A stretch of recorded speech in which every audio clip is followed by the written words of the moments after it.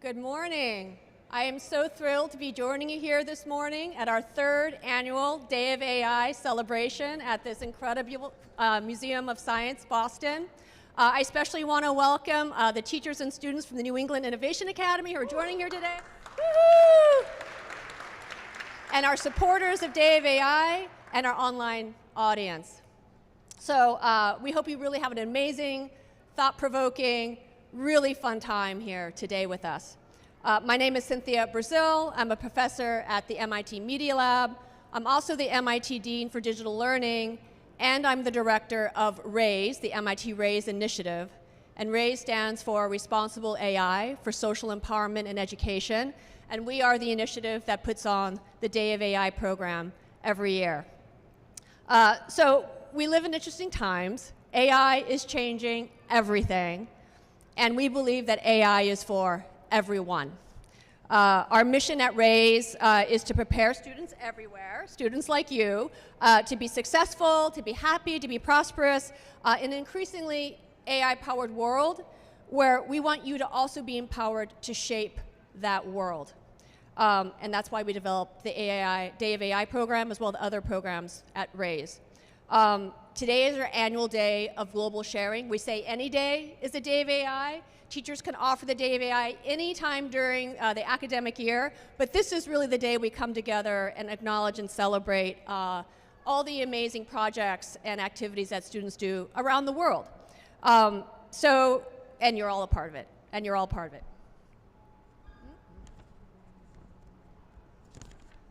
All right, so over 10,000 teachers, educators, and mentors from over 110 countries around the world do the Day of AI. So this is really becoming a global movement where it's all about bringing AI literacy to classrooms, after-school programs, you name it. So clearly the world is very curious about AI.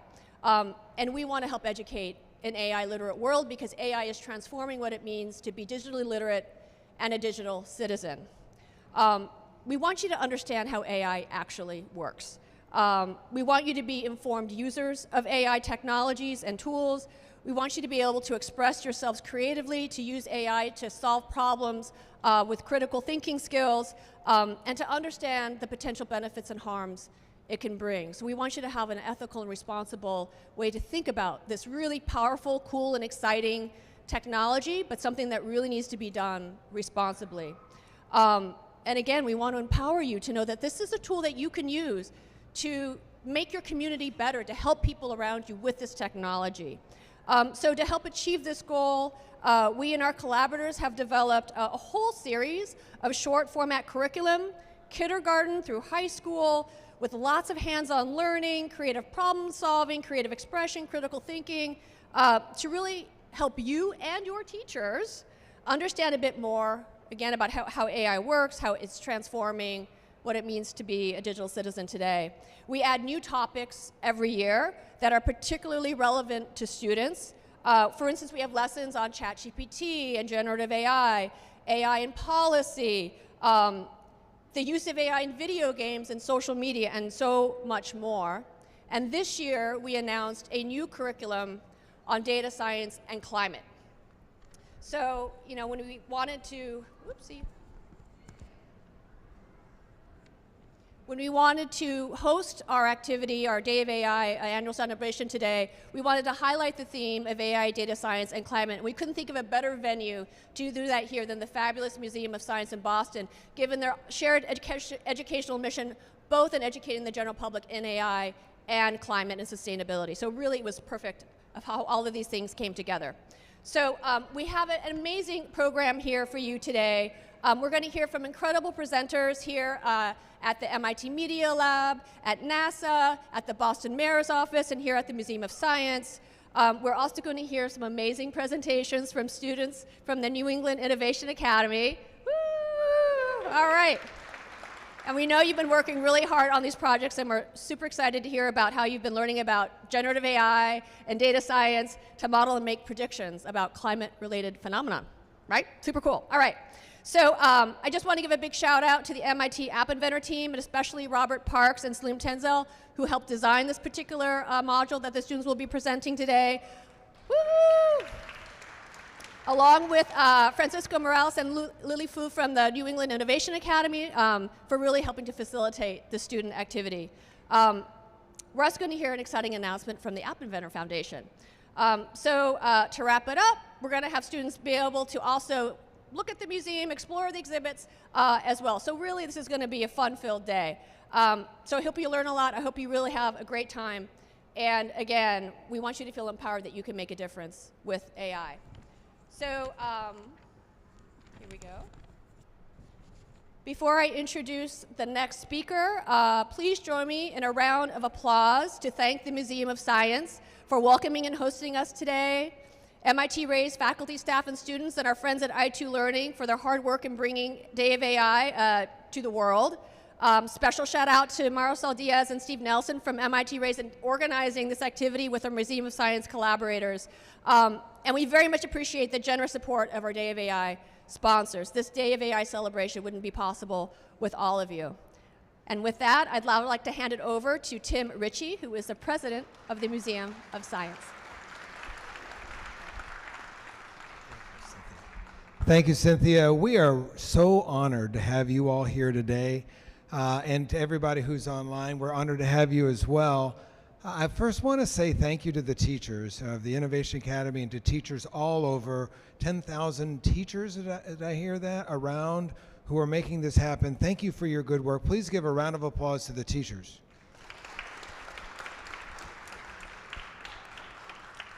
And then my comments are now directly to the students who are online and to the students here.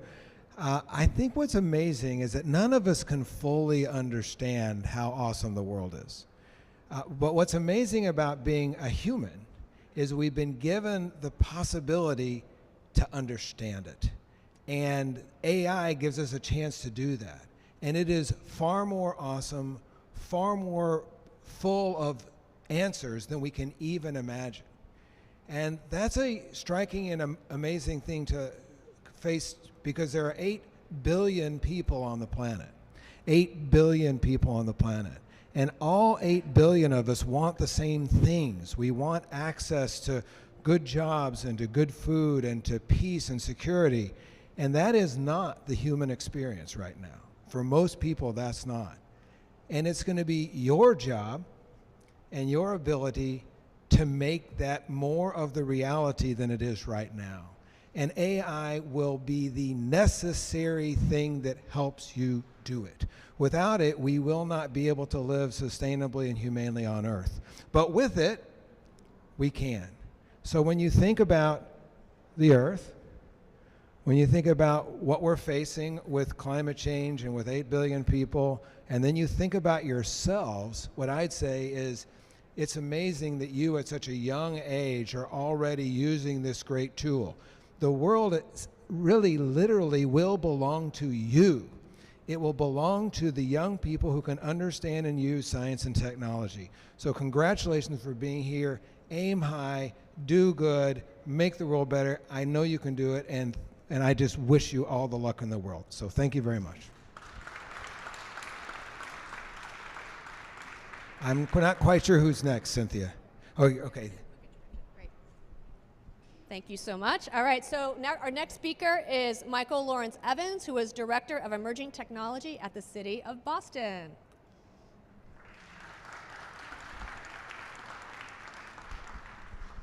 Hi there. I'm just going to get the clicker. Okay. So thank you, Professor Brazil, and thank you to President Tim Ritchie. It's such an honor to be here today. So I'm Michael from the Office of Emerging Technology, and it's at the City of Boston, and what we do is we plan the exploration and adoption of new technology to improve city services at the city. But today I'm going to talk to you about climate change and artificial intelligence. And we all know that the buildup of greenhouse gases, like carbon dioxide, is driving climate change. So I'm going to tell you about one way that we're reducing our carbon footprint, and later on how we're preparing for a more volatile climate including ways that AI can both help and potentially hurt in that effort.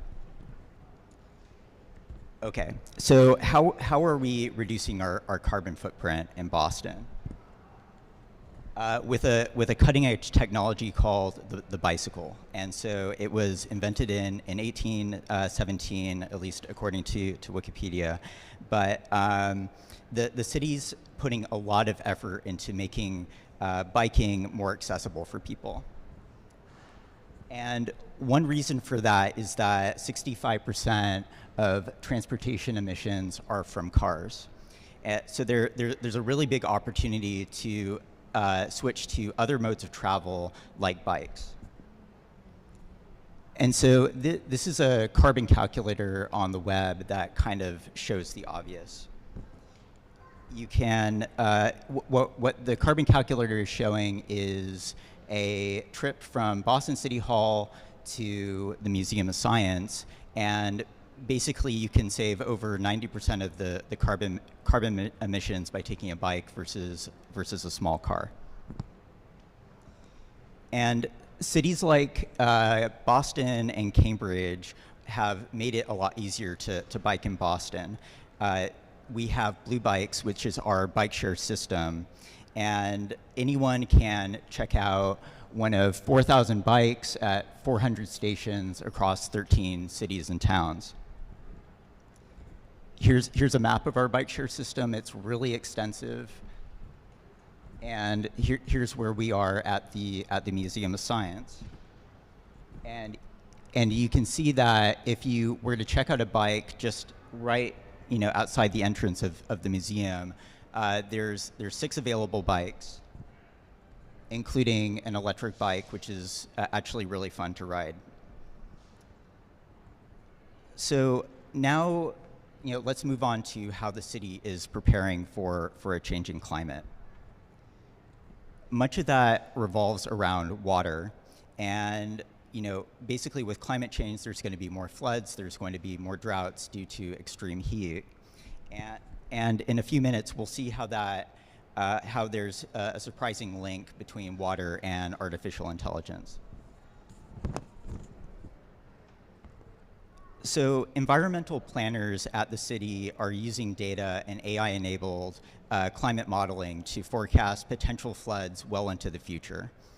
This helps us plan how we're going to protect our neighborhoods. And in partnership with the Stone Living Lab, they have installed a network of sensors that monitor water levels along our coastline. We can use this data to improve short-term flood forecasts with AI and create an early warning system so we're more prepared for flood emergencies. But we also need to be mindful of the environmental impact of AI. This is a data center which stores and processes enormous amounts of information, much of it available on the internet, like your favorite videos or your favorite online video games. Sorry, I went ahead too much. And so the AI models that form the basis of services like ChatGPT and other chatbots that you might try on the web get trained in data centers. And the computer systems creating these models perform a staggering number of calculations, trillions per second. And these systems consume a lot of power, give off a lot of heat, and need to be constantly cooled down. So how do they keep the data centers cool? Essentially, data centers use an intricate system of pipes and coils to run cool water through their facility. When the water flows towards areas of hot equipment, the heat from the air transfers to the water, which is then carried to a cooling tower on top of the data center. You can see the little steam clouds just kind of like chilling above the data center. So why would we care about this, and what's the connection to climate change? The answer is that climate change is going to cause more droughts. And some data centers use close to 500,000 gallons of water every day, and could add to significant stress to local water systems. And here's a map of current drought conditions across the country. This is updated from last week. And the areas in red are dry, and the areas in blue are wet. And you can see in our region in New England, we're doing okay right now. You know, we're generally in the blue, but this was not always the case.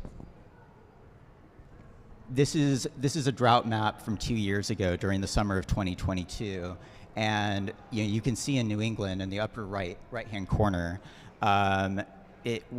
we were experiencing an extreme drought. So it's not like we're in other areas of the country where they're constantly in drought conditions. I think we just always need to be mindful that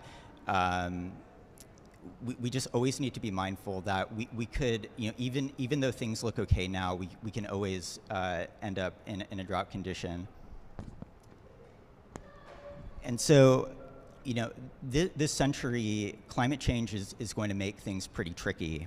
And historically wet areas could experience, more rain and flooding, and historically dry areas, less rain and more droughts. And there's an important role for technology to help manage these issues, but we need to be mindful of their environmental impact.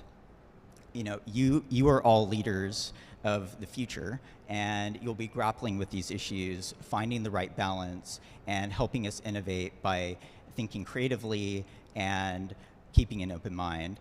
And I just really appreciate you all taking the time to listen to my little talk today, and thanks so much.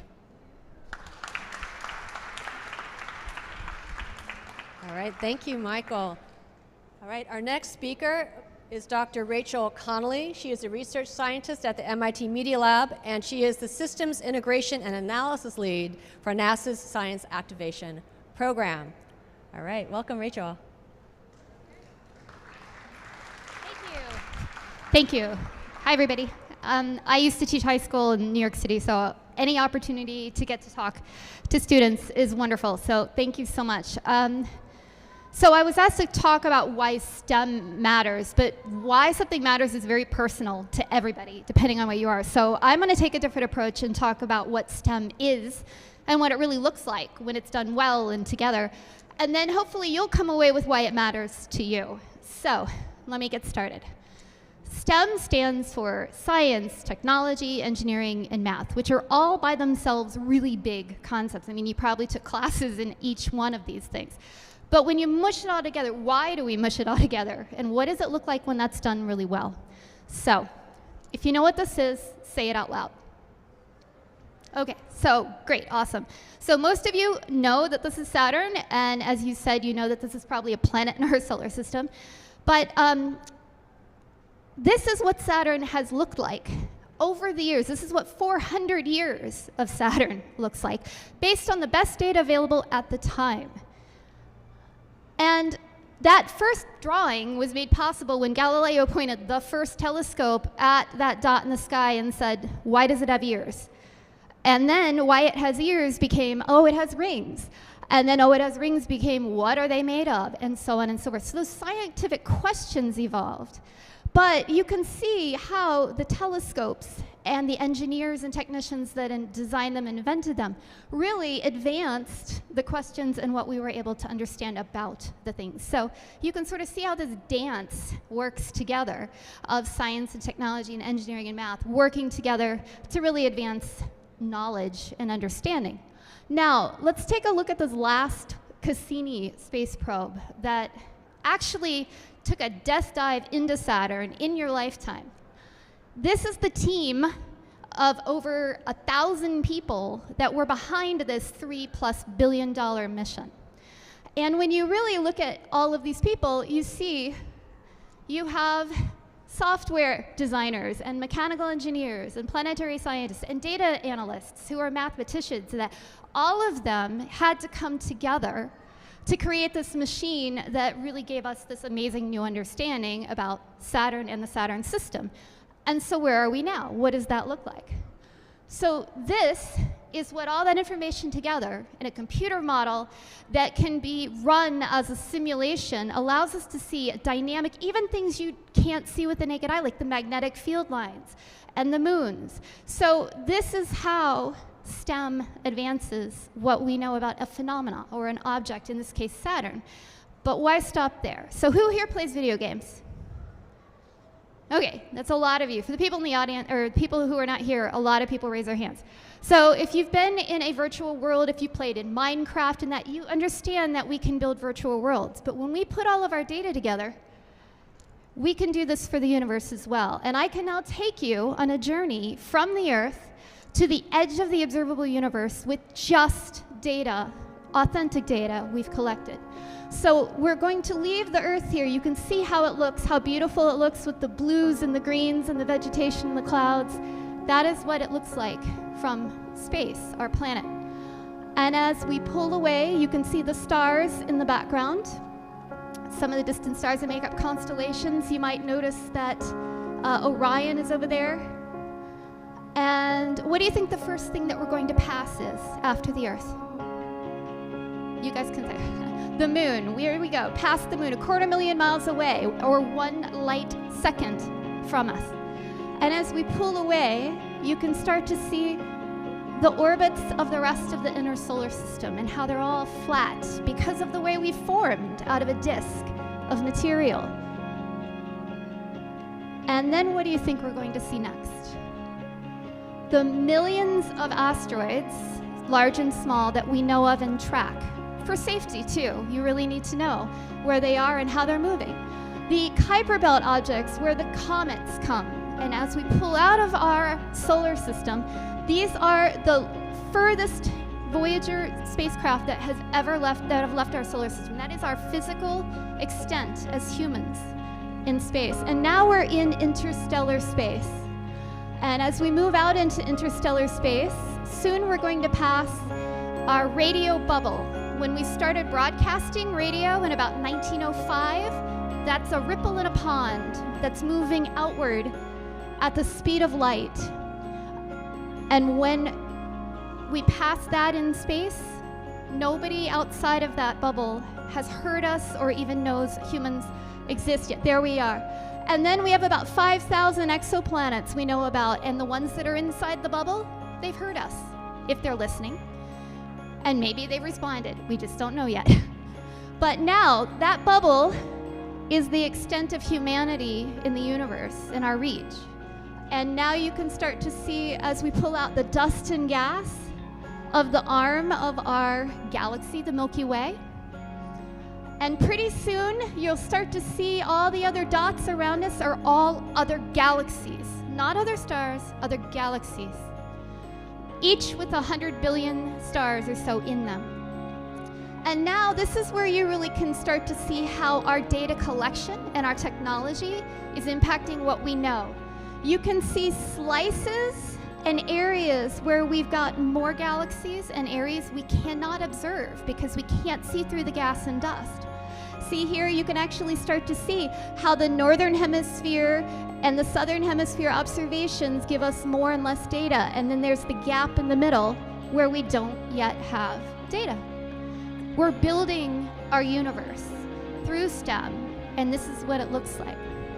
Now we have, at the distance, quasars are early galaxy cores, quasi-stellar radio sources, and now we bring up the oldest light we can detect, the cosmic microwave background radiation.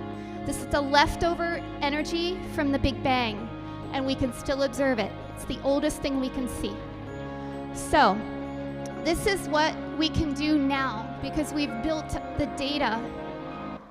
And this works at home too. In fact, we have over 9,000 satellites right now going around our planet, and about 1,000 or so of them are just Earth-observing satellites. This is just some of them in what we call the Earth Fleet from NASA. You can actually see SMAP, that's the soil moisture probe that actually just looks at the soil moisture for things like crops and food and that, very important things to us. So all of these Earth-observing satellites come together, gather data. This is what 6 hours of data collection looks like. a terabyte of data a day, actually terabytes. They think about 3 terabytes a day are gathered. And in 6 hours, you could sort of see how the different kinds of data collection, there's things that globally map, there's things that are regional, sensor networks. They get downloaded every 6 hours and integrated, and our models are updated. And this is how we really keep on top of really important things about our planet, like the wind and currents, ocean currents, and you can see how the heat is distributed to the poles and keeps us from freezing in Northern Europe. The biosphere shows us seasonal changes, things like that. The beauty of the planet is getting more and more visible and accessible. And AI is only going to give us new insights into how these things are connected. So we live on that planet and we have challenges that we face. These are what are called the grand challenges. These are the engineering grand challenges in areas of sustainability, health, security, and enriching life, or joy, bringing joy. If you can look at these and find something that's interesting or connected to you, you can really see how STEM, all of the pieces, are really important to making all of these challenges something that we can work on together. Things like the nitrogen cycle and solar energy, understanding the brain, and all of that. So if something here matters to you, then STEM is an important part of your life, I hope. So I've left you with this. If you scan this, if you want, this will bring up something on your phone that's called Earth Null School. It looks like this, and it lets you zoom in, look at different data sets on the Earth. So I hope to leave you with a little bit of Earth data in your pocket, and thank you for your time. So.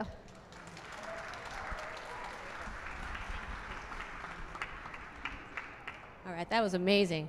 All right, our next speaker is Deva Newman. She is the director of the MIT Media Lab and is professor of the Aeroastro department at MIT. Thank you. Hi, everyone. How you doing? Great. We're gonna kind of keep some of this STEM, but I call it STEAMed, because it's not just about science, technology, engineering, math, but it's also about bringing in the artists, the storytellers, and it's about the designers, all of you, the 3D makers out there. So let's continue on this amazing journey that Dr. Conley shared with us. So in all of exploration, we have these 3 fundamental questions, okay? Exploring that universe. It says, are we alone? I don't know. What about habitable planets, those exoplanets? The evidence is mounting. They might be habitable. And then when will we find life? When will we find life elsewhere in the universe? It might be past life or present life, but these are these fundamental, huge questions. You're taking a look at the Westerlund 2 cluster. And in the 10 seconds you're seeing this animation, 3,000 new stars have been formed. 3,000. So, gosh, it's almost infinite. It's just even hard to think at this scale, right? But so exciting about all of the questions you have, all the work we can do in exploration and discovery. And it's all about making life here better on Earth. So this is our James Webb Space Telescope. How many people know about Webb? Yep, a lot of hands went up. That's fantastic. What is it doing? We couple it with Hubble. Hubble is an optical telescope. Webb is now looking at the infrared. And take a look at the difference. This is the pillars of creation. You might know M16, its technical name. Hubble image on the right, and now look at that. We can see what was previously visible. So we can imagine what's visible. So look at that. That's discovery. That's the tour that Dr. Conley took you through, just to think big and bold and imagine how much more we have to discover, how much more we have to explore. So finding life, searching for life in the universe, carbon-based life, we say follow the water, right? It worked out pretty well here on Earth. So where else might have life? I love this picture because these are ocean worlds. These are moons of many of our planets just here in the solar system. Enceladus, it's around Saturn. That's to scale. So it looks very small, but it's spewing hydrocarbons, hydrogen, sulfur. It's kind of like if you've ever been to Yellowstone National Park and saw Old Faithful spewing that. So it's like a chemistry lab. Maybe there's life there underneath its ice. Europa, now that's a moon of Jupiter. Again, an icy ocean world. We know it has water, so we need to go there. We need to go there with our scientific probes, take that data back. Maybe we'll find the evidence of life. So thinking very vast, but I want to come a little closer to home now and quickly touch on Mars, Moon, and the Earth, because all of our exploring is for humanity. It helps us become hopefully better and better stewards here of spaceship Earth. So this is to scale. That's Earth, the beautiful blue planet. Mars is half the size of Earth and might have the evidence of past life. And then there's, of course, our glorious Moon. So Mars is not option B. We're going to go there as explorers and find out if it ever had life, but we need to protect our planet right here on Earth. Well, we have been on Mars for 50 years. How many of you saw The Martian? All right. This is a great audience, a fun, interactive audience. We at MIT, our experiment was MOXIE. We made oxygen. We made oxygen out of the carbon dioxide atmosphere, the 1% carbon dioxide atmosphere of Mars. Why? First, maybe for propulsion. When we send humans there, we need our fuel. We need our fuel to return home. It's a round trip. It also would be great in a spacesuit to help you breathe and live when you're there. So that's why we're trying to make oxygen, on another planet. And I wanted to show you this little video here because we use augmented reality. Put you in a headset. Every morning when we wake up, because we have the rover on Mars today, we actually, our mission planners, folks that work in STEM, the folks at NASA, Jet Propulsion Lab, the university folks, they get in their headset and basically they're seeing the image of Mars, so it's really enhancing their science. And they're working as a team. You have your avatar, so the three of you can talk to each other and say, where are we gonna do today? What science are we gonna do today? So the technology and our AI algorithms to kind of crunch all that data that Rachel was talking about is really enhancing the science we can do, not just on Earth, but even off planet. Okay. Let's zoom into the moon. We're going back to the moon at MIT. I am the Apollo program professor, and this year we have a mission. It's going to look like that. It's a vehicle, but we're preparing. We're getting in the data, and we're running training for astronauts of the future, training for students. This is all open source, so you can have access to our lunar mission control to explore the South Pole. How much water is on the moon? We don't know. So we have to explore that. And here on Earth, we go out into the field. We go to the Arctic or Antarctica to run simulations, to test our technology, to go through the entire mission. We have been to the moon before. Oh, you can have sound. You know what this is? Smith having a few problems. That's when we sent astronauts to the moon the first time during Apollo. It was really hard. It was really hard to work in that spacesuit. It's a big balloon. It's a big gas pressurized shell that we put around the astronauts. So we didn't let them do much science, right? We kept them alive, which was fantastic. But it really kind of was hard to it was really hard to be mobile. It was really hard to get those scientific samples. Okay, well this is what the current spacesuit looks like today. It's a big, bulky, gas pressurized shell, keeps you alive. I call it the world's smallest spacecraft. We take all of the systems of a spacecraft and we shrink them around the person to keep you alive, give you oxygen, scrub out the carbon dioxide. But it weighs about 160 kilos. That's almost 300 pounds. So this is a big, heavy craft. So we have to do something different. So what we do in terms of designs, we want to do a skin suit. Apply the pressure directly to your skin, make you very, very mobile. We think that's a big technology push that might help you become interplanetary. Next stop is getting people safely to the moon. Again, doing our science there, and then the long-term goal is to get humans to Mars in the coming decades. But now, I want to take you right here to Earth. We're neighbors here from the MIT Media Lab. And again, we all do STEM education. I call it STEAM. Let's bring in the artists, the storytellers, the visionaries, the historians, and let's design it. We love to prototype, right? We're prototyping our future.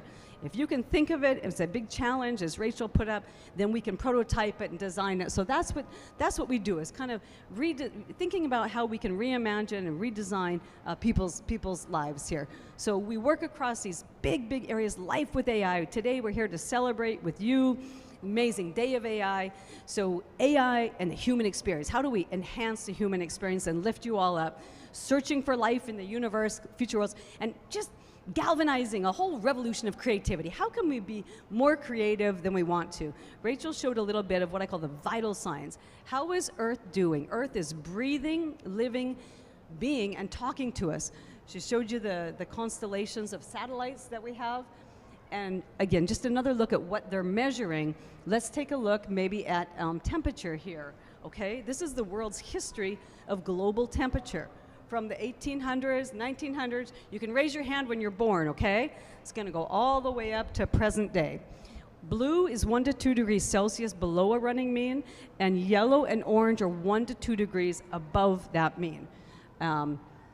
2 degrees Celsius, we're approaching that. We're at 1.17 today. Take a look. 2000, thank you, 2010. Some of you are born right there. It's hot, right? This is the scientific data.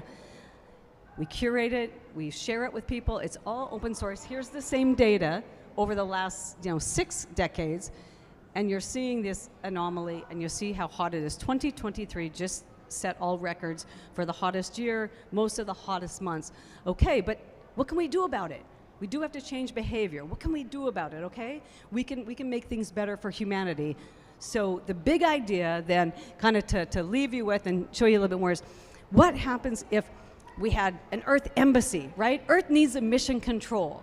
Maybe Earth didn't come with an operating manual. Maybe that's what we got wrong. What if we could have an operating manual, like our computer systems, is everything working? How can we have Earth work for all of humanity and all of living things?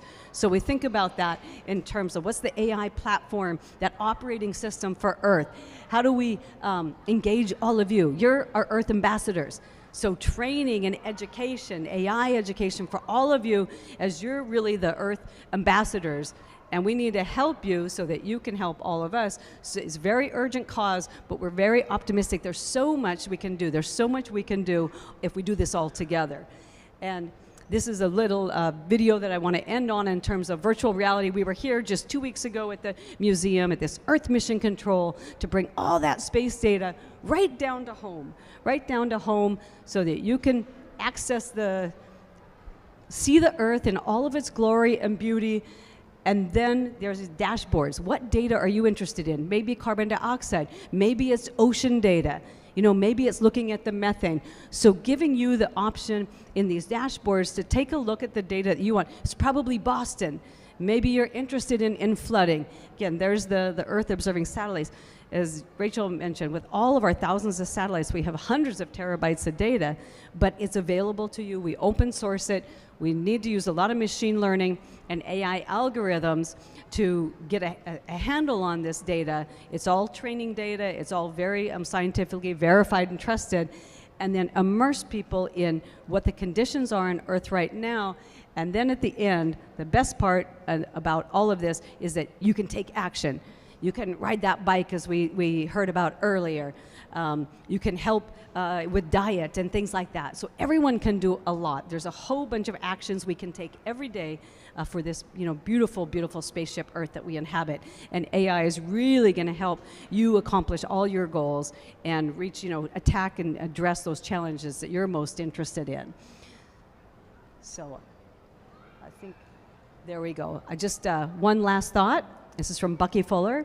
The goal, I think, for all of us then is to make the world work for 100% of humanity, and I would add all living things. Now, we have to do this in the shortest possible time, but I'm so excited because I think through spontaneous actions from all of us, 8 billion people, if we all do this just a little bit, if we all do that together, I'm very optimistic that we have a bright future for all of us. So thank you so much for your attention.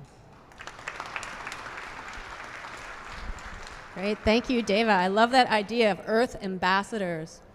All right, now I'd like to welcome to the stage David Sittenfeld. He's the director of the Center for the Environment here at the Museum of Science. Thank you so much, Dr. Brazil. What an interesting couple of presentations there to help us understand the relationship between artificial intelligence, our climate, our environment, and our future. As was just said, my name is David Sittenfeld. I'm the director for the Center for the Environment here at the museum. And my job is to facilitate a conversation with two really interesting human beings about what it's like to learn about these topics in a setting like your school or the Museum of Science. And we're going to talk a little bit about that over the next couple of minutes. Before I do that and bring up my speakers, I thought I'd just kind of do a little bit more in building on what we just heard from some of the speakers about the connections between artificial intelligence and our environment.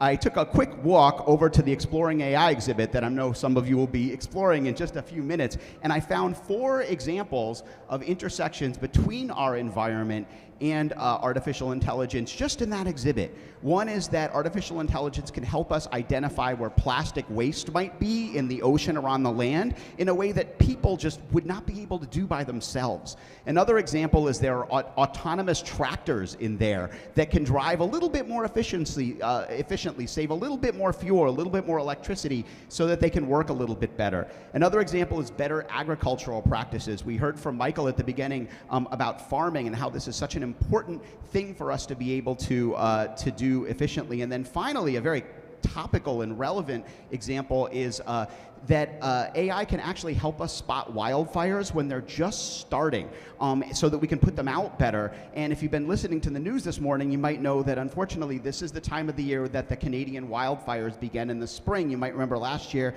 we had all that awful smoke that affected people across the country, especially people who may have asthma or other kinds of conditions. So anything that we can use technology to help us spot these things helps us address them better. Those are examples of where AI kind of tells us what to do, right? It tells us what we can do faster. But then there are these examples where AI can help us understand that there's a problem, but it doesn't really tell us what to do or how to do it in a way that we know will make the world a better place. And that is where people and AI will need to coexist in a way that really makes sense. And I thought I'd give you just a couple of other examples of that and then have our speakers consider those as we talk. We just saw 2 amazing presentations about how AI can help us understand data, specifically about weather and climate. And all of those sort of help us understand that there's a problem with climate, and they maybe even help us understand what solutions are needed. But they don't tell us, for example, where we need to make changes within cities so that they can be as equitable as possible. The Museum of Science this week is going to be part of a group that's announced by the National Oceanographic and Atmospheric Administration that we're going to be helping to lead 30 communities around the country in heat mapping activities where people just like you can get in a vehicle, either your bike or your car, and you can drive around your city 3 times at different times of the day to help understand where the hottest and coolest spots are. And that data goes to a server farm like we saw from Michael, and then machine learning takes that and turns it into a tool, a high-resolution heat map that then can be used by city planners to help cool those communities down. That's where the people come in. Because after you have data like that, you have to figure out, are we going to cool down this neighborhood or that one? What does that mean? Who's going to pay for that? How do we make sure we protect our marginalized populations, our most vulnerable neighbors, like, for example, elderly people or people with young children? The people have to be part of this. And then finally, I thought I'd just give one really interesting application of AI I learned about while I was getting ready for this, because I thought you might be interested in it. So have you ever heard of camera traps? These are things that you can do right now. You can go online and you can find where people have put networks of cameras in places where we're worried about organisms going extinct. So you can, after you're done with this, find out, for example, in the Tanzanian nature areas where there are places like elephants that are being hunted that we want to protect. And unfortunately, people just can't cover that huge amount of area. These camera traps can help us understand where the elephants are so that we know where they are. But you know what else they can do? They can track the poachers. And this brings up all sorts of questions about tracking animals and people and what that means for neighborhoods and privacy. And it helps us understand that we need people and AI coexisting in really interesting ways. And so to have a conversation about how to teach about that and how to make sure that you're all ready to be people in the world that will use AI in a way that will make the world better, I'm really excited to be joined by 2 very distinguished guests who are each sort of dedicated to creating impactful and inspiring resources for learners in and out of the classroom. We have Dr. Robert Parks. He's an app designer and a curriculum developer at MIT Rays, as well as the Computer Science and Artificial Intelligence Lab at MIT. Please come on up. I learned when getting ready for this that he has written several books on this topic, so I'm going to read them now. I didn't know that. And also we have Dr. Christine Cunningham, our VP of STEM Learning at the Museum of Science. Please come up. Dr. Cunningham designs a whole bunch of activities to engage people in engineering and problem-solving solution activities. And she's not going to want me to say this, but I learned over the weekend that she is a new inductee to the National Academies. This is life goals. Congratulations to Dr. Cunningham. And there's a microphone for both of you. Sorry about that. These are on. Just make sure you sort of talk right where, kind of chin level right there. Thanks, David. So let's get into it, and I thought it would be really interesting to just kind of build a little bit on this idea about the intersection between artificial intelligence, our environment, and this idea that it raises problems that AI can help us to solve, but really can't solve by ourselves. We need people to do that, and we need learners to consider them through our educational activities. So I was wondering if we could just have each of you quickly talk, and we'll start with Robert, about the work that you've been involved in relating to developing curriculum and activities on current science issues like the environment and artificial intelligence. What have you been up to, and what interesting things do you want to share with our audience about it? Sure. Well, we're trying to introduce kids to the whole data pipeline. So making decisions about how to source data, making decisions about what's ethical about sourcing data and making sure it's not biased, and also figuring out how to ethically think about how it's going to be put into use. We're also thinking about making data fun. How can we make it more playful and enjoyable to collect and analyze data, and empowering to illuminate some of the topics that we're interested in, and it will really make an impact on the world.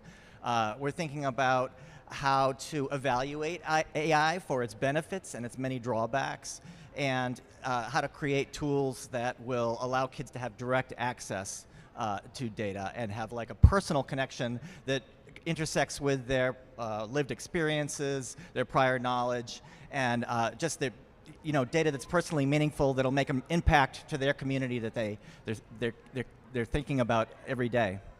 Thanks so much. Dr. Cunningham, what kind of work are you doing on these issues, both in and out of school environments?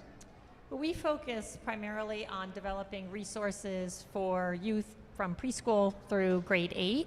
And related to this topic, we have a number of engineering challenges that focus on issues related to the environment. And what we try to do is have children as young as age 5 make connections between their lives and their actions and the science they're learning and ways that they can make a difference. So for instance, in 5th grade, we have kids think about, we heard about plastic pollution and how AI can help, but before you get there, we try to have kids think about plastic in their own community. So take a walk, look at all the plastic, think about where that plastic ends up, and think about how we might be able to engineer some sort of technology to remediate some of the challenges we have with plastic.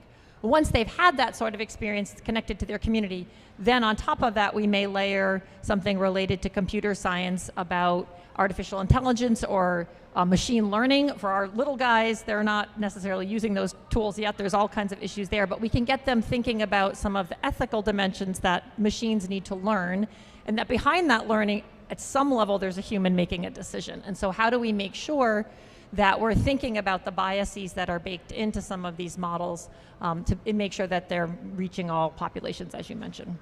Thanks. Both really interesting examples of how we have to kind of think as people about how to bring these forward. What's the easiest thing about this work? Like, what just gets people energized when you bring it forward? And what's kind of the biggest challenge that you face when you bring this content to people who maybe have never explored it before, or know that they're going to be facing this technology, but really maybe haven't really applied it yet?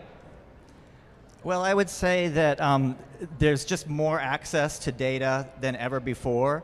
And Dr. Conley's presentation showed how we can get this amazing view of the world instantly. So there's never been more, I guess it's cliche, there's never been more information in the world. And it's our job and our next generation's job to make sense of it and make use of it to solve some of the really major problems that we're dealing with. The hard part is the tools are a little janky right now. It's a whole roadmap of different highly technical tools that allow you to have access to this data, and I know some of these open data sets that we spoke about, that David spoke about earlier, are easy to access, but not all of them are the same way. So getting kids really close to the data with tools that perhaps they even create themselves would really help out. And I'll pick up on that tools they create themselves piece. So I think one of the things that we hear from kids that's most inspiring is that they themselves can see themselves shaping the world that they live in. And so having first an understanding about how does this impact my life, to some of the earlier presentations, and then realize that you can actually shape this world that you live in, and moving through from understanding to action, I think, is one of the things that we hear. Kids will never look at a bridge or a piece of plastic laying there on the ground again.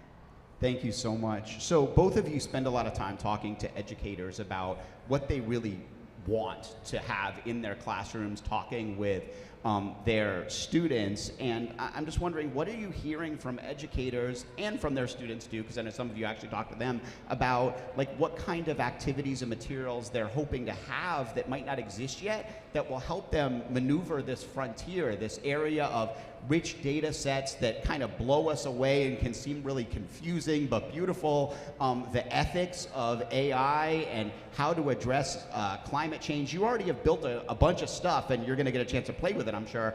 But I'm wondering, what do people really hope they will be out there as educators maneuvering this world right now? Well, David, one of the main things teachers are looking for are ways to get data close to kids in a way that, like Dr. Cunningham was saying, what's close to their personal interests and what connects with their lives. We're early days with these curricula, so we've got 4 new curricula that take data science and the environment on with Day of AI, and so we still need to do a lot of work doing co-design with teachers. These are sort of pilots that are going to go on for years. You're always iterating to make it better, to make it a better fit for teachers. But that said, getting the data that is allowing the students to lead their own investigations is important, and also to have it interdisciplinary. So we were talking earlier about how you're mushing together, Dr. Conley was saying, mushing together STEM in different ways. And so you get math teachers and humanities teachers talking and creating projects with kids. I think one of the things that's common to pretty much every teacher I've ever worked with is they want to do things that are good for kids. And so figuring out, as you mentioned, that hook that gets children involved is one thing that's highly motivating. I think that's also balanced by everything they're required to do. And so thinking really carefully about how we can create these interdisciplinary activities that also align with the many requirements that teachers have to do. They have to teach to standards, they have certain constraints, they have very large classes. So how do you work with teachers, that co-creation, to make sure that they're getting resources that are able to be used? Because if you go too far in one direction, or you get too innovative, they may not be able to use it. And if you can't use it at all, you're not making any change. So we always try to aim for, doing something innovative, but not so innovative that it falls off the ability to map. Thanks. So this whole idea of thinking strategically so the world would be a better place, even with just one small thing you're designing. You heard from our president, Tim Ritchie, that his goal is that, people will design materials that can make all 8 billion people around the world feel included in this rapidly emerging world. And we heard Michael from the city say, we're looking at a bunch of future leaders right now, right? We're looking at people who, many of them are going to help make the world a better place and are going to grapple with these solutions. So some of you are going to have to write grants about this stuff, and you're going to have to make a logic model. A logic model is how you convince a reviewer who's looking at your idea that you're going to do it, you've thought about everything that's going to happen, and your idea is going to make the world a better place. So I'm going to ask both of you to model that for our audience. How are the things that you're doing helping you to consider your greatest hope, your big idea. What has to happen in the world in terms of education, the things that you're building in that will help these folks feel empowered to consider how to sort of grapple with these issues, whether that's environmental issues or AI. What are the things that you keep top of mind as you design these things that will help these folks feel empowered when it's their turn to be writing those logic models and teaching people in their classrooms, whether those are K through 12 or maybe some of them will be professors one day?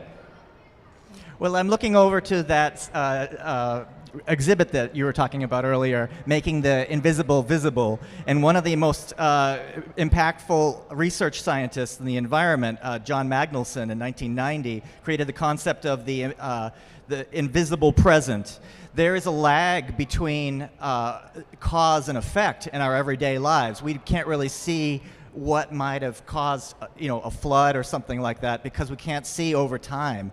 And Magnusson said that environmental degradation happens in the secrecy of the invisible present.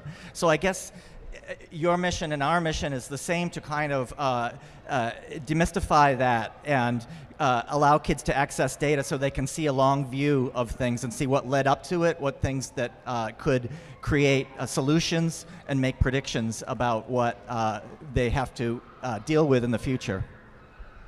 I'd say in terms of the logic model that drives what we do, it's the idea that we want to tap the talents of every single person in school now, in our communities. So how do we harness all the ideas, all the perspectives that every child has, and not just a subset like we have been doing in the past? So through different ideas and different perspectives, we're going to get better solutions. We know that.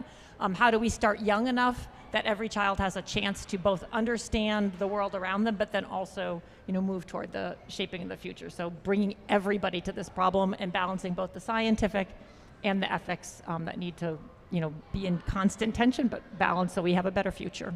Such an important point, and especially when you talk about something like climate change or artificial intelligence, when we know that the benefits may not be spread sort of equitably across our society, and with climate change, the sort of impacts of this are being felt most by many of the groups who bear the least responsibility for the problem. So how do we bring all of those ideas forward in a way that people really feel like they've got a voice and their creativity and their ideas are being included in those grand challenges that Dr. Connolly showed us? We're almost done, but just two quick other questions that I think will build on each other. The first one, we heard from Michael, that AI can solve a lot of these problems, but also it brings its own sustainability challenges. And so to me, that from the perspective of an educator means, how do we get people to think as systems thinkers, realizing that we have to use these tools, but we have to use them when we think about all of the trade-offs and challenges that each individual problem might raise, and that these might create challenges that are not felt equally by everyone who is downstream of their use. How do you think about that? And I'll start with Dr. Cunningham, because I know you spend a lot of time with these sort of like problem-based modules, putting people in the position of thinking about how different people have to be considered as stakeholders when we design a solution. Yeah, so we have a model that we call our socially engaged engineering, where we try to start from very young ages and think about how we connect people to their communities, their environments, the problem to their lives. We try to encourage children to think about what are the variable impacts of the problem on different types of either people or the animals or the environment. So really thinking about who's harmed and who benefits most, and then thinking as they design solutions, what are the variable impacts for those solutions. So again, who's most benefited and who's most harmed by those solutions. So sort of taking that lens and starting very, very little. Obviously, a 3 or 4-year-old is not balancing huge systems, but at that level, for instance, we would start to have them understand that your perspective or your needs might be different than my needs. And at age 5, that's developmentally appropriate. As they get through middle school and high school, they can balance lots of factors. So at each grade level, there's a progression of how do you sort of develop those sensitivities and encourage people to think in those kinds of ways. Well, that's an excellent idea. We also are thinking about how to build kids skills in weighing engineering trade-offs with benefits. And so thinking about does this AI model create enough benefit? One teacher I saw out in the world was thinking about an Energy Star rating on your browser screen to see what AI model you might be using and maybe how much environmental cost it took. So that was an interesting idea. Maybe, and there are ways that these students will come up with ideas.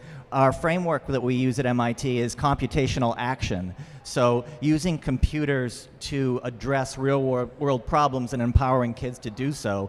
And a big part of the early stage of that is to look at an ethical matrix and see if your solution is really causing more problems than it's solving, and how can you mitigate the drawbacks.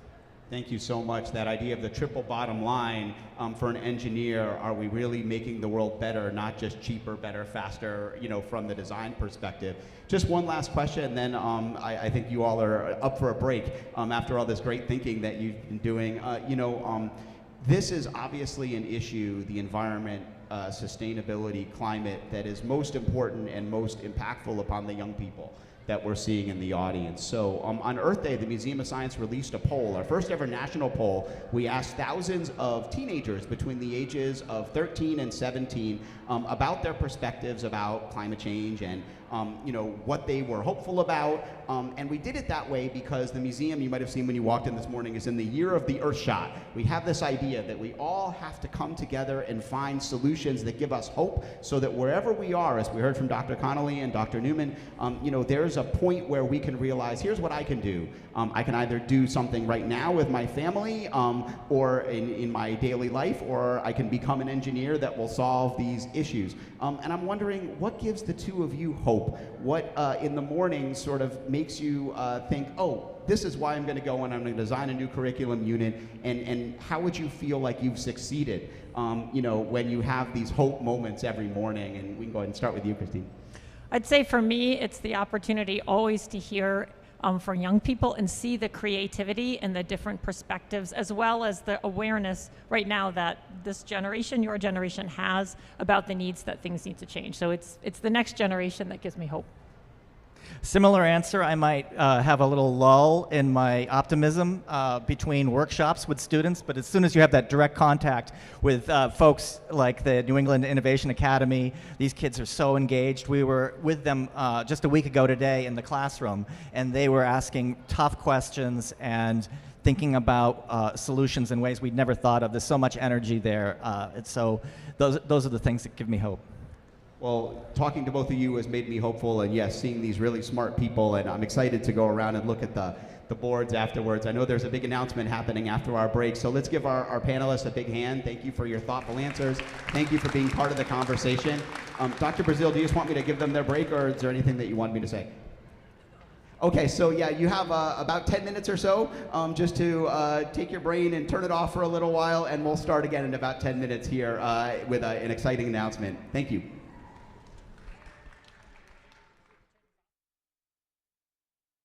Set up their presentations.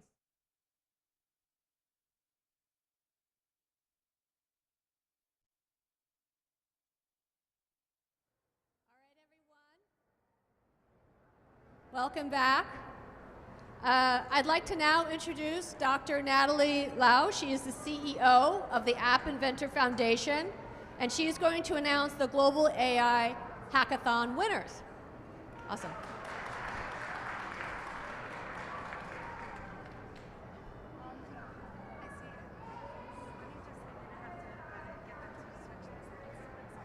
Just one moment, please.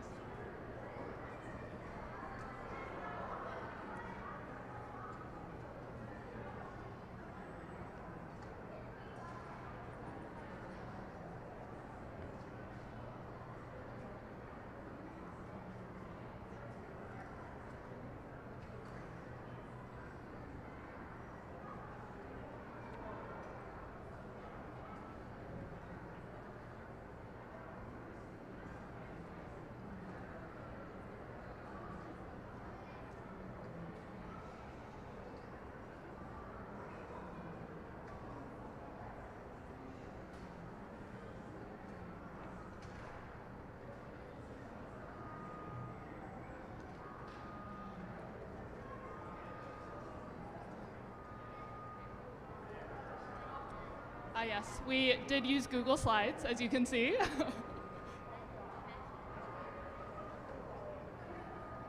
All right, perfect. Thank you so much. So, hi everyone, my name is Natalie, and I run the App Inventor Foundation. And before that, I was actually a student at MIT for almost 10 years. I was an undergraduate, master's, and then PhD student there, working on AI and education at the MIT App Inventor Lab, which is a part of the MIT RAISE initiative. And today we're going to be celebrating the first ever global AI hackathon and announcing the final winners. And hopefully looking at these projects will inspire some of you to learn more about different types of AI as well. So as all of us know, the past year has been huge for AI innovation and impact. And AI education has been more important today than ever before, because we want to be able to empower everyone to be able to navigate the world they live in, participate in really important policy discussions, and also prepare for the future of work. And as Robert alluded to earlier, at MIT, we think that one of the best ways to teach AI is through computational action. So we want to get students engaged in building hands-on AI tools and AI apps that actually have an impact in real-world scenarios. So apps that can improve their lives and help their communities. So this year, we launched the Global AI Hackathon. And our goal was to get students to create apps towards two themes: health and wellness and climate and sustainability. And participants use the MIT App Inventor platform, which is a completely free and open source web platform for making apps that we host here at MIT. And it has 20 million users all over the world, half of whom come from the developing world. There were 4 tracks to this competition: youth team, composed of 2 to 5 team members of students under 18, youth individual, adult or mixed age team, and adult individual. And winners from each of these 4 tracks will be invited to present their projects at the MIT AI and Education Summit this July. So today, when we announce the winners, we're going to be seeing the videos from the 2 youth winners, and the videos and apps from the adult winners will be featured on social media and our website shortly thereafter. And again, this Global AI Hackathon was sponsored by DP World, hosted by the MIT RAISE, and organized by the App Inventor Foundation. So I wanted to share some statistics on participation for this year. We had 1,078 people participate from all over the world. The median age was 16 years old, but the youngest was 7 years old, and the most seasoned was 73 years old. So amazing range of participants. And our participants came from 91 different countries and regions, from every single continent except for Antarctica, and 55% came from the developing world. I also wanted to share the top AI tools that our projects used. These are super interesting. So perhaps unsurprisingly, 66% of projects used large language models and chatbots. And these were like ChatGPT and Gemini. 50% used image classification models, including Teachable Machine and Personal Image Classifier. And 47% used some sort of speech recognition or speech synthesis models. And as you could probably infer from these numbers, a lot of the apps that we saw use more than one type of AI. And we were really excited to see students getting really creative with multimodal AI apps. We had an amazing judging panel of 106 volunteer judges from industry, academia, nonprofits, all over the world. And we also really wanted to thank teachers from over 30 schools who took time out of one of the busiest months of the school year to volunteer and judge this hackathon. And now please put your hands together for the winners of the Global AI Hackathon. So the youth team winner is Sign Lingo. The team members are Amy Wang from Cross Timbers Middle School in Texas, Adrian Zhang from Raleigh Charter High School in North Carolina, Jonathan Shan from Poolesville High School in Maryland, and Justin Wang from Lexington High School here in Massachusetts. And as you could probably tell, they all came from different parts of the US, so they worked virtually throughout the hackathon on this project. And I think that's just one of the amazing things about a virtual hackathon and technology today. So SignLingo's mission is to foster inclusivity and bridge communication gaps for individuals who are deaf or hard of hearing through two-way translation between ASL gestures and spoken languages in voice and text. And I'll let the SignLingo team tell you a bit more about their app. Hello everyone, I'm Amy. I'm Adrian. I'm Jonathan. I am Justin. Currently, limited tools exist for effective communication with the hearing impaired. Inspired by a playground experience with a boy using sign language, we developed SignLingo, an AI-powered app to help bridge communication gaps. After account setup and login, you'll access our app's four main features. First, for the sign-to-text function, we use the Google Teachable Machine for data collection and AI model training to recognize and translate sign language to text or voice directly through your phone camera. Nice to meet you. Also, our voice-to-text feature converts spoken words into text to make smooth conversations with ASL users. Hello, I'm Jonathan. Our app integrates a comprehensive ASL database from the ASL University. Users can simply input text to receive the corresponding ASL videos and guidance. This feature not only enhances communication with ASL users, but also fosters effective ASL learning. We also developed an interactive AI chatbot based on ChatGPT to provide real-time assistance on ASL-related topics, from syntax to cultural insights. When you face problems in learning or communicating, our AI chatbot is here to help with advanced generative AI technology. We invite our users to contribute to our AI database through crowdsourcing. You can easily record and upload photos or videos of your ASL gestures using our app. These uploads will be stored in the Google Firebase real-time database, continually refining our AI models. With everyone's contribution, SignLingo will grow smarter and smarter to help bridge the communication gap with the hearing impaired community. We will continue our efforts to improve the app using AI technologies. Our goal is to break down communication barriers for the deaf community. Together, we are creating a more inclusive future. Thank you for your interest and support in SignLingo. Yes. So what an amazing app. And as you could see, they use multiple types of AI. And one thing that our judges really liked is that they have this feature where you can take a video of somebody using ASL, and they actually have image classification, but they designed it in such a way that it was able to parse video very creatively as well. All right, and now the youth individual winner is VIPMOD, Vision Impaired Persons Moving Object Detector. And this was created by Maura Moore-McCune from King's Hospital School in Dublin, Ireland. And the mission of VIPMOD is to help people who are vision impaired or have other access needs to live safer and more independent lives by detecting if there are any potentially hazardous moving objects nearby. And if the app detects a car or a pedestrian, it'll display the object's name, vibrate, and give out a warning signal through text-to-speech. And this is Maura. My name is Maura Moore-McCune, a student in the King's Hospital, Dublin. My project is called VIPMOD, Vision Impaired Persons Moving Object Detector. Approximately 250,000 people in Ireland are vision impaired. Globally, this number is over 2 billion. As a vision impaired person, I have difficulty seeing and hearing oncoming vehicles, such as electric cars or e-scooters. The focus of my project is to develop an app to detect these fast-moving objects for people who are vision impaired or with other access needs. The app also has many other potential users, such as cyclists, users of e-scooters, and horse riders. This is my latest prototype, which uses computer vision identification to detect users on the road. I developed an AI image classification model, which I trained and incorporated into my app. I have coded the app to classify live video footage and identify a generalized car, pedestrian, or background, which is an absence of both. The app can detect vehicles against several backgrounds, such as rural roads and city streets.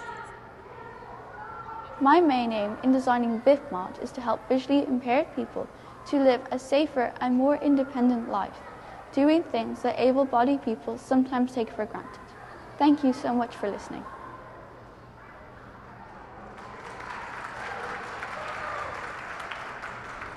This was a fantastic project, and Maura shared that she actually collected 1,000 images when training her image recognition model. So that's some really serious research there. The adult team winner is NeoTalk. This team came from Kanagawa Institute of Technology in Atsugi, Japan. And the team members are Seo Yukito, Tomoya Sato, Shitara Kaede, and Dr. Takano Kosuke. NeoTalk's mission is to help people who have lost communication opportunities due to online classes and remote meetings during COVID relearn how to build empathy and friendships by practicing conversations with an AI character. And these characters have customizable voices and personalities as well. So please give it up for NeoTalk.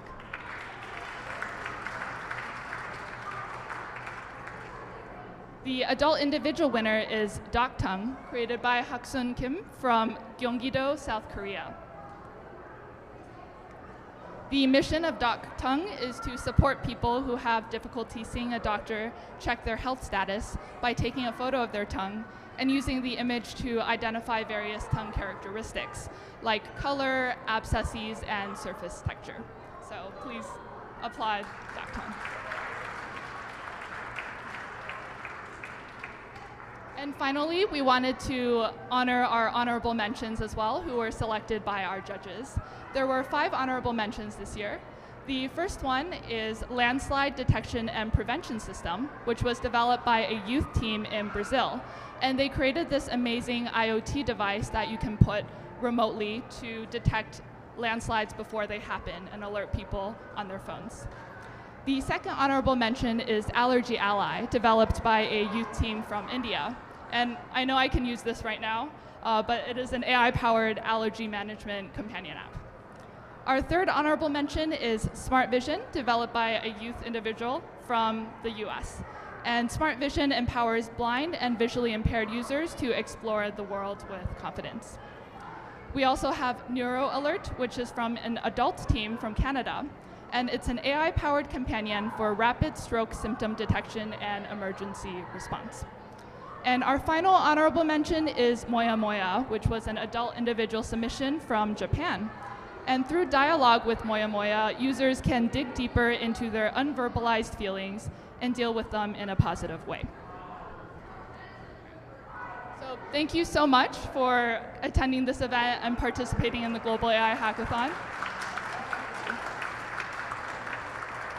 And if you're interested in meeting these projects and creators in person, please come to the MIT AI and Education Summit this July. Registration is now open.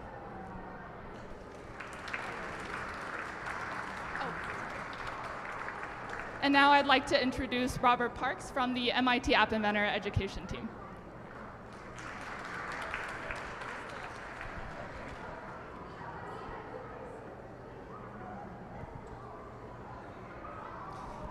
Thank you very much, Natalie. What an exciting announcement of great AI-powered apps winning the event. I'm going to just tee up kind of what we prepared the New England Innovation Academy students with just 1 week ago, and you'll be blown away by how much thinking they did in just 1 week. We got 6 teams, and that I hope after I just give a little bit of lead-in, we can go to visit each booth and find out what amazing ideas kids came up with. This is a typical workflow for us where we're starting with an example curriculum, and we hope the kids will use it and futz around with it and see its limits and push back on it. And then the next step would be they create their own apps, completely fresh apps that will address a problem that they're concerned about. So we're using this as a use case with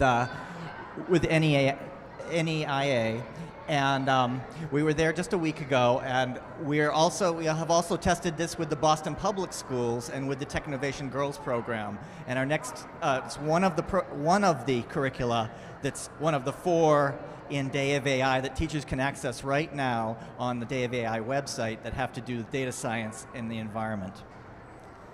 So, who here is familiar with lake ice being from New England? Right? We love to jump around on it, skate. We talked with the students just a week ago about how it's important for food production. It's an aesthetic thing, but it's also crucial for the ecosystem of a lake. For New England lakes to have an annual freeze over. It's part of their ecological process. A couple of years ago, some very important groundbreaking academic papers started to come out about the loss of lake ice across the northern hemisphere. These papers showed that there's been a decline in the last 50 years in lake ice, and cite a lot of data. And so we were thinking about ways to make that data available to students. A lot of this is a little bit difficult to access. It may be in a public database that has too much data, or data with anomalies in it that you have to remove before you can really analyze it. So we have kids making apps that will visualize, analyze, clean, and then make predictions based on that data. So we're using App Inventor, as Natalie was talking about, a way that kids learn how to make their own tools. So they're making a tool as a practice using this data. Spreadsheet data is really difficult to kind of understand. We've got a lot of numbers. We don't know if there's a trend. We've got, this is actual data from those scientific research papers about the duration of lake ice. And you'll see this funny little metric on the third column there is duration. It's for hundreds of years, people have been going out to lakes and finding out when they freeze, and then when they thaw in the spring, and figuring out the total number of days per year that the lakes are frozen, and that's called duration. People have been doing it since 1443, when Shinto priests went to Lake Suwa in Japan to see when the lake froze and unfroze, because it's important to their culture. So the first thing you might want to do is to bring it into an app to visualize it, so you could share it with your users, make arguments to people about the status of the lake ice. But when you visualize it just as a visualization, there's a lot of variability in this duration data. This is the number of days, again, that the lake was frozen each year from 1955. And it jumps all over the place. The kids from the school have already heard this, but we need tools to start to make sense of it. Some of the more sophisticated statistical tools that are often not available to kids could be easily introduced into middle school and high school curricula. So we need tools to make predictions, and one of them is a model that you could apply over the data. So now we have a much better sense of where this data is going. We see that lake ice duration data is sneaking down a little bit since 1955, and the average winter temperatures around the lake on the bottom chart, they're sneaking up since 1955, and you can see a correlation between years when there's a little higher temperatures, a little warmer winter, and you can see it correlate with years when there's less ice for the year. And with a model called line of best fit, you get a couple of numbers. So you get a slope here.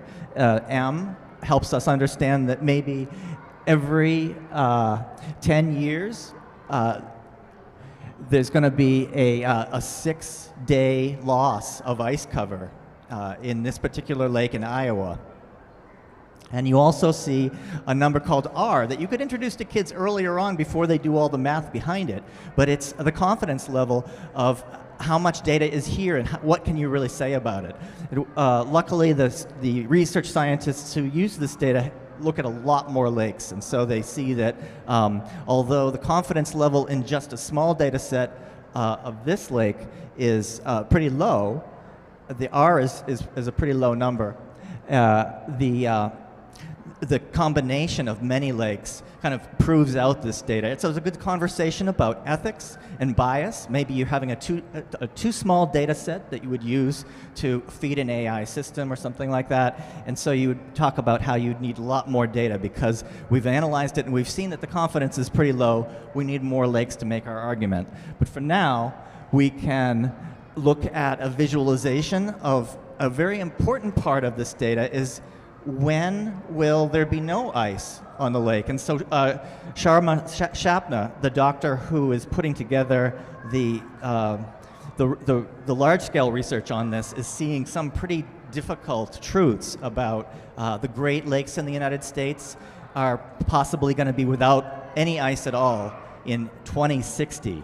So basically 35 years from now, no ice at all. This lake has a much better prognosis. We're seeing 2280 as a date when we're probably not going to see ice unless current greenhouse gas emissions are curbed. This is all using our current situation that we're in. But going along as we are, we're going to see a 2280 loss, a complete loss of ice on this particular lake. And once we've done the math in terms of getting a good line of best fit, this model here, we got a good, some important numbers like the slope, and we've got the date when the ice may cross the x-intercept, then we can feed it into AI. So that's an important step, and you're going to see that with all of these projects, that the AI chatbot, when prompted well, can give you a lot of good context and a lot of analysis. You can compare it against your statistical and mathematical predictions. So we're seeing that. That's a pretty dire visualization. And we're also seeing some really good analysis from the AI. Look at this, how it's kind of confirming our prediction with traditional math, and it's also giving us some context about the detrimental effects to the ecosystem. And we could further prompt that to give more data about that and more detail. This is what it looks like in the app building system that we use. It's what we taught a week ago, and I'm sure the kids have already outstripped what we taught them and gone way beyond, is prompt engineering. So we're telling the AI what we want, what kind of information we want, how we want it, and we're also dumping the chart data from the app right into the AI chatbot, and it knows what to do with tabular data. So it's a great way of providing additional analysis to public data sets. And with that, I want to encourage you all to get up and visit these amazing presentations that students have created. Yeah? Excellent. Okay.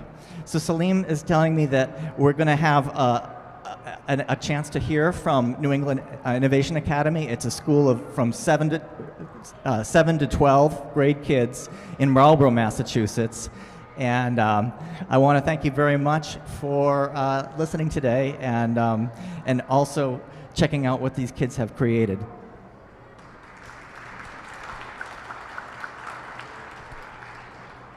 We're going to hear from Langston.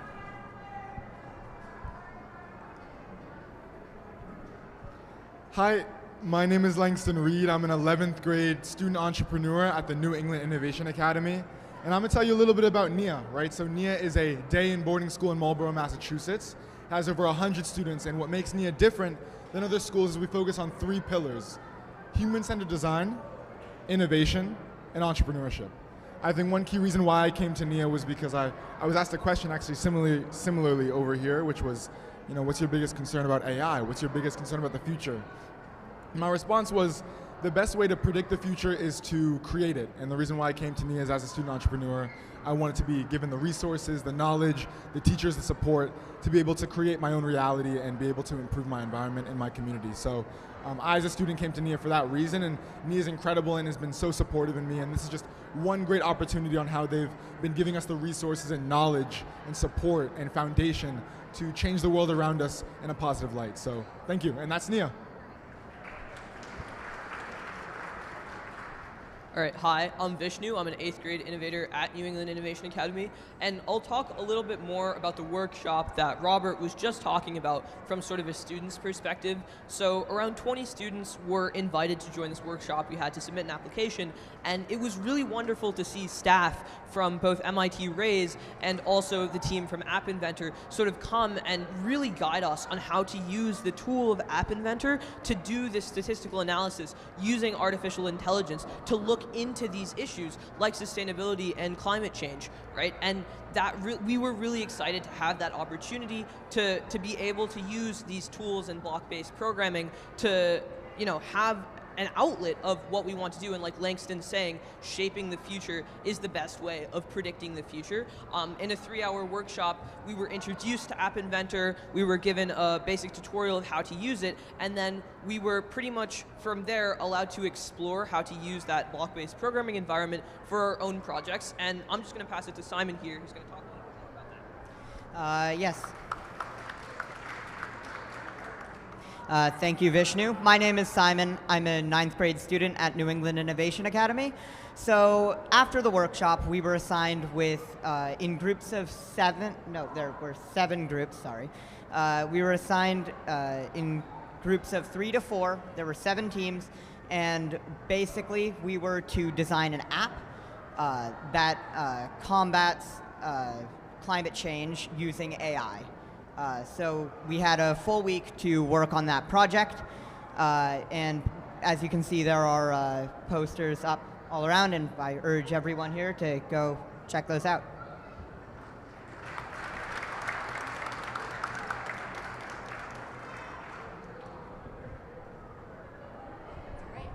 So please enjoy the presentations by the students. Awesome.